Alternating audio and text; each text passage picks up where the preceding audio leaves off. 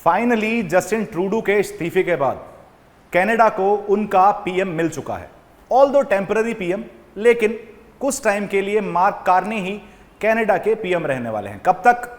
अक्टूबर 2025 तक, जब तक कनाडा में नए इलेक्शंस नहीं हो जाते। अब ये हमारे लिए क्यों जरूरी है? पिछले 2-3 सालों से जो इंडिया और कनाडा रिलेशंस चल रहे हैं, जैसे कि इंडिया कनाडा रिलेशंस चल रहे हैं, इसलिए कनाडा में कोई भी जब पॉलिटिकल चेंज होगा तो भारत की नजर उस पर डेफिनेटली बनी रहेगी।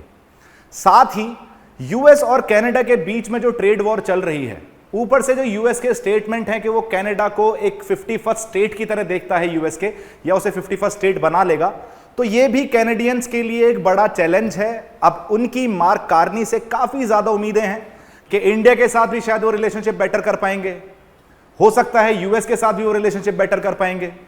और एक बड़ी दिक्कत किसको आती हुई दिख रही है? बड़ी दिक्कत आती हुई दिख रही है कनाडा में रह रहे खालिस्तानियों को। अब तक जस्टिन ट्रूडो पूरी तरीके से खालिस्तानी मूवमेंट को freedom of speech and expression के नाम पर सपोर्ट करते हुए आ रहे थे, और खालिस्तानियों के साथ दिक्कत यह हो चुकी है, ट्रूडो जा चुके हैं, जो उनके एक और वेल विशर थे बाइडन जा चुके हैं, यूएस में ट्रंप आ चुके हैं, और यहां मार्क कार्नी आ चुके हैं, जो रिलेटिवली हैं तो लिबरल पार्टी से ही, लेकिन फिर भी सेंट्रिस्ट माने जाते हैं। मतलब वो लेफ्ट लिबरल में आप उन्हें काउंट नहीं कर सकते, और वो डेफिनेटली खालिस्तानियों के प्रोपोगेंडा को सपोर्ट करना पसंद नहीं करेंगे, क्योंकि उन्होंने ये खुद भी बोला है कि भारत के साथ वो रिलेशनशिप बेहतर करने की पूरी कोशिश की जाएगी उनके द्वारा, राइट। अब इससे पहले मैं आगे बढ़ूं, आपको समझना होगा कि ये मार्क कार्नी है कौन है ये नए कनाडा के प्राइम मिनिस्टर जिनको इलेक्ट किया गया है एज अ टेम्पररी पीएम। ये सेंट्रल बैंक गवर्नर हैं, ये पहले सेंट्रल बैंकर थे, मार्क कार्नी। 59 ईयर्स की इनकी एज है, लिबरल पार्टी से ही बिलोंग करते हैं।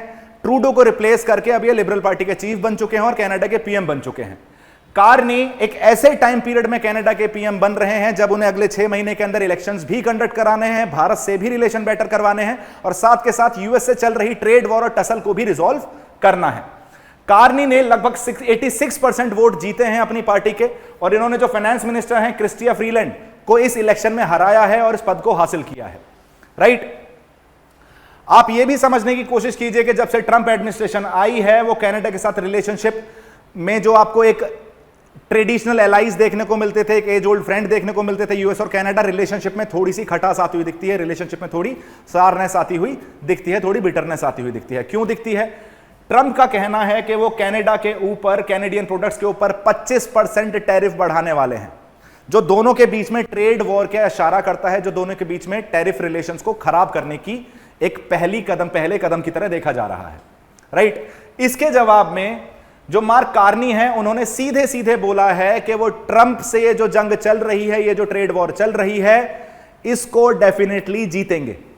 उनका कहना है, ये जो वीडियो अब मैं प्ले करता हूं आपके सामने, इसको सुनने की कोशिश कीजिएगा। इस वीडियो में इनका कहना है कि ट्रंप जो कनाडा के वाटर्स को यूज करना चाहते हैं, ट्रंप जो कनाडा की रिसोर्सेज को यूज करना चाहते हैं, तो वे गलतफहमी में जी रहे हैं कि कनाडा अपने वाटर्स और अपनी रिसोर्सेज को यूटिलाइज होने देगा। वो गलतफहमी में जी रहे हैं कि कैनेडियंस घुटने टेक देंगे और ट्रंप के सामने, यूएस जैसी बड़ी कंट्री के सामने हार मान जाएंगे। They will fight till the end, और वो किसी भी तरीके से जो यूएस प्रेशर डाल रहा है, चाहे वो ट्रेड पर्सपेक्टिव से हो, चाहे वो जियोग्राफिकल पर्सपेक्टिव से हो, चाहे वो रिसोर्स पर्सपेक्टिव से हो, उसके तले दबने वाले नहीं हैं। खैर, पहला दिन, पहला स्पीच, जोश थोड़ा ज्यादा, असलियत पता चलेगी विद टाइम कि किस तरीके से रिलेशनशिप को टैकल करेंगे ट्रंप के साथ।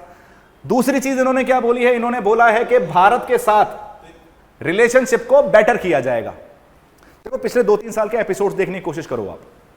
जून 2023 में एक खालिस्तानी हरदीप सिंह निज्जर को गुरुद्वारा के बाहर गोली मारकर मार दिया गया। एक अननोन गनमैन आया, हेडशॉट दिया और वहां से चला गया। हरदीप सिंह निज्जर कौन है? हरदीप सिंह निज्जर एक खालिस्तानी है, प्योर खालिस्तानी, जो भारत में बॉम्ब ब्लास्ट के लिए भी रिस्पॉन्सिबल है। भारत की सोवरेनिटी और टेरिटोरियल इंटीग्रिटी पर बार बार सवाल उठाने वाले थे, सवाल उठाते थे, और इवेंचुअली अब जहां भी बैठे होंगे वहां बैठकर सवाल उठा रहे होंगे, लेकिन उससे हमें अब फर्क पड़ता नहीं, क्योंकि इस टाइम वो इस दुनिया में तो नहीं है और भारत का इंटरेस्ट उसी में है, नहीं है।